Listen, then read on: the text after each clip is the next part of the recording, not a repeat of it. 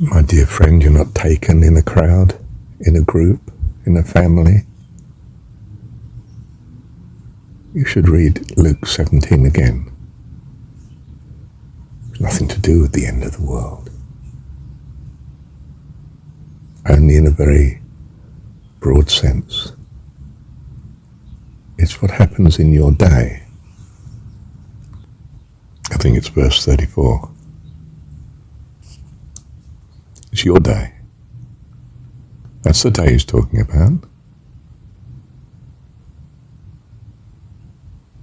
When the awareness, the reality of God floods into you. The rest of the world is just left behind. It's just left with all its goals and desires that prey on it continually. But you are translated into heaven.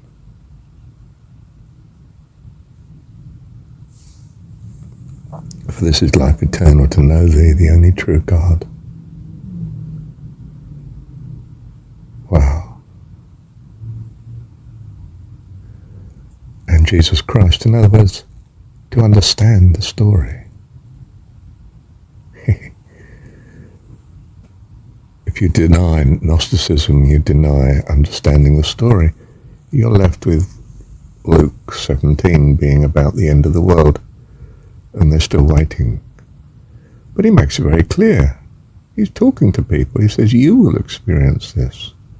The same as, when he refers to when you are converted. Strengthen your brethren, Peter. That day, that moment, you're not there yet. You will be.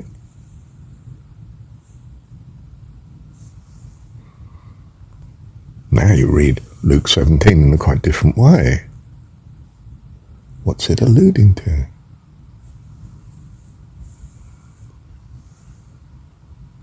The bodies of those around you are being pecked to pieces by the eagles, the vultures.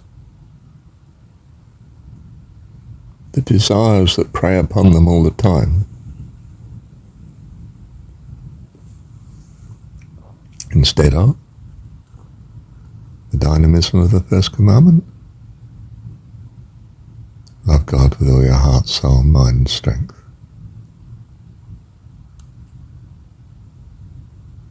All these things will then be added unto you. What? All good things. Truly good things. Eternal things, the things of God.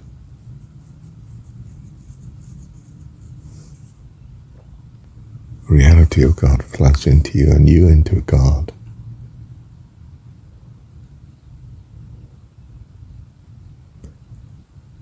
Jesus says, I in thee, and thou in me, I in them, that we may all be one. Wow. Now that's the second coming.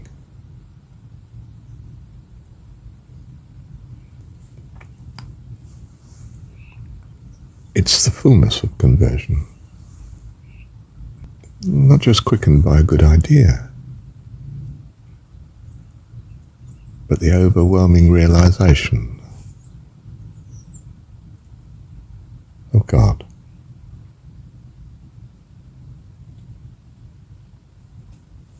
And your relationship with Him, His child. Bless you. Thank you, Dad.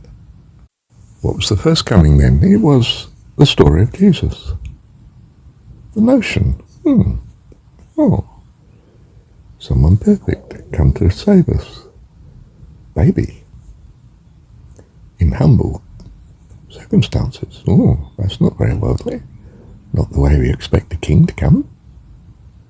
What's this about? And the wise bring gold, frankincense, and myrrh. Gold to say the riches. Frankincense. Oh, I think the prayers to heaven. I'm not sure. And myrrh. Got to get out of here. This is not the place to be.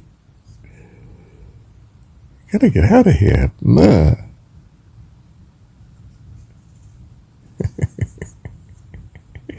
It's a funeral. Yours. All that rubbish you've been carrying that was carrying you down, tearing you to pieces.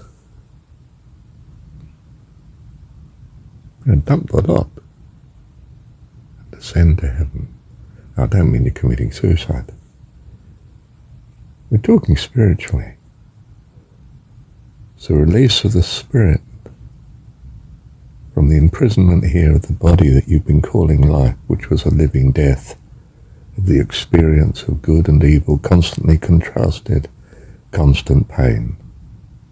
Well, not constant pain, variable joys and woes, so that you get forever the contrast and tears you to pieces. This is not the way to go. You desire a heavenly kingdom, the glorious fullness of life. Back in the garden, if you like, paradise. The heaven of heaven that God, our Heavenly Father, enjoys. And I might point out you did enjoy. But you had doubts, you had fascination, you had other thoughts. Well, you come to this world of uncertainty and change that you might experience the fullness of such thoughts, that you know in your heart whether you truly value such or not. And you found you don't like it. Oh, that's very good. That's what you were here for, to find you don't like it. This is not a satisfying place. This is actually a place of darkness. Correct. So you'll be happier in heaven, won't you? Yes. Good. Come up. Bless you. We'll have a party. It's lovely that you're back. The prodigal's returned. All heaven sings. Thank you, Dad.